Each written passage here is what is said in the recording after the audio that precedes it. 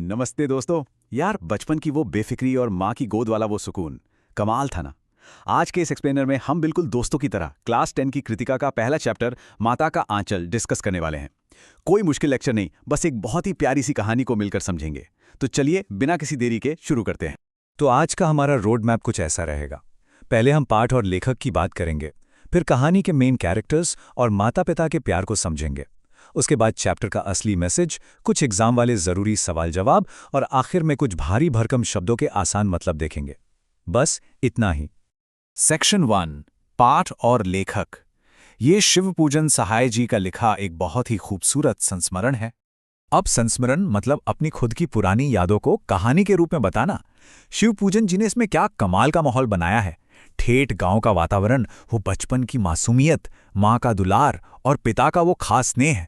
ये सारे पॉइंट्स मिलकर ना इस कहानी का एकदम परफेक्ट बेस तैयार करते हैं। ऐसा लगता है जैसे हम खुद उस गांव में पहुंच गए हों। चलिए अब बात करते हैं इस कहानी के मुख्य किरदारों की। एक तरह से ये 3 लोगों की कहानी है।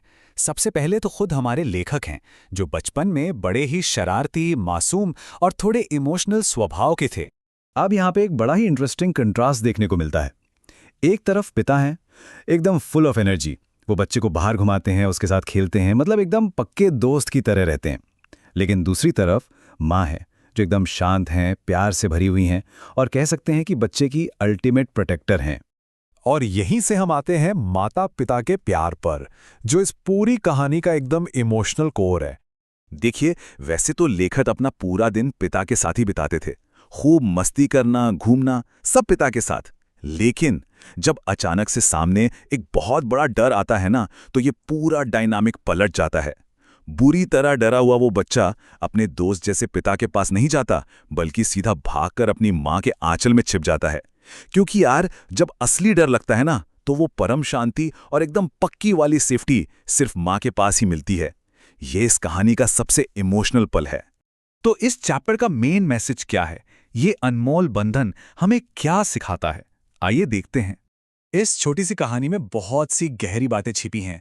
ये सिर्फ एक बच्चे की कहानी नहीं है। ये हमें दिखाती है कि एक परिवार कैसे अपने बच्चे को सेफ फील कराता है, उसे संस्कार देता है। इसमें गांव की वो सिंपल सी लाइफ है, जहां हर कोई एक दूसरे से जुड़ा है।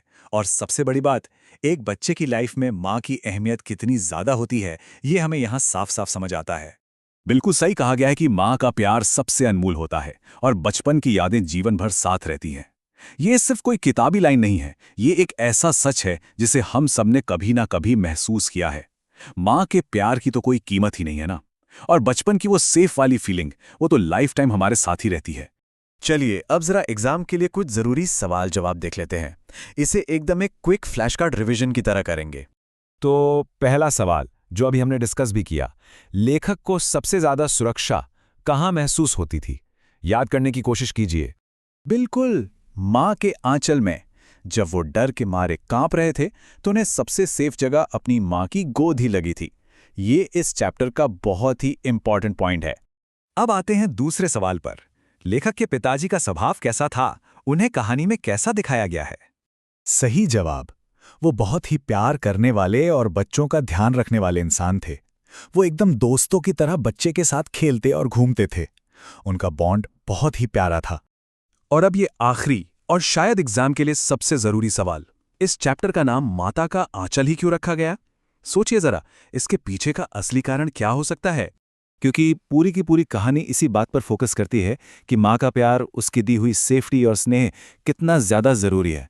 पिता का प्यार अपनी जगह है, लेकिन जब मुसीबत आती है तो जो ढाल माँ का आंचल बनता है ना, बस उसी वजह से ये टाइटल एकदम परफेक्ट है। ओके, अब आते हैं अपने लास्ट सेक्शन पर। कुछ इंपॉर्टेंट वर्ड्स जिन्हें याद रखना है। सबसे पहला शब्द है आंचल। वैसे तो इसका मतलब साड़ी का पल्लू होता है, लेकिन इस कहानी में ये सिर्फ कोई कपड़ा नहीं है।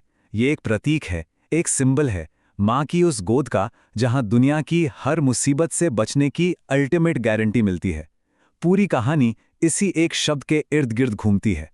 अब देखिए, स्नेह और ममता दोनों का मतलब प्यार है, लेकिन फर्क बहुत गहरा है।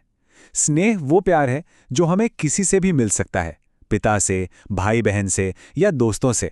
लेकिन ममता वर्ड सिर्फ और सिर्फ एक माँ के प्यार के लिए ही बना है ना? कमाल की बात। और आखिर में ये दो शब्द संस्मरण और संरक्षण। संस्मरण का मतलब है अपनी पुरानी यादों को लिखना, जो कि इस चैप्टर का स्टाइल है, और संरक्षण का मतलब है पूरी तरह से हिफाजत या सेफ्टी, वही सेफ्टी जो उस डरे हुए बच्चे को अपनी माँ के पास मिली थी। और इसी के साथ हमारा ये चैप्टर यहाँ कंप्लीट होता है। लेकिन जाने से पहले एक सवाल सोचने के लिए छोड़ता हूं। हमारे बचपन की मासूमियत के वो छोटे छोटे पल और माँ से मिलने वाली वो बेफिक्र सुरक्षा बड़े होने पर हमारे पूरे व्यक्तित्व को कैसे आकार देते हैं, सोचिएगा जरूर। आज के इस एक्सप्लेनर में बस इतना ही। मिलकर सीखने में बहुत मजा आया।